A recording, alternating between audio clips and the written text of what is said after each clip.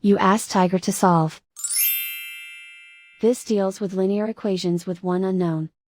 The final result is x equals -2. Let's solve it step by step.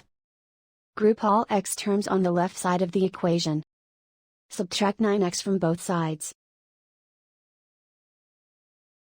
Group like terms. Simplify the arithmetic. Group like terms.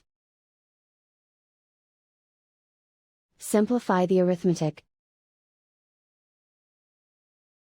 Group all constants on the right side of the equation.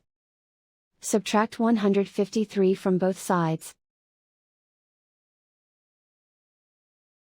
Simplify the arithmetic.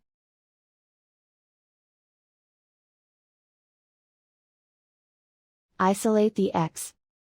Divide both sides by 51. Simplify the fraction. Find the greatest common factor of the numerator and denominator.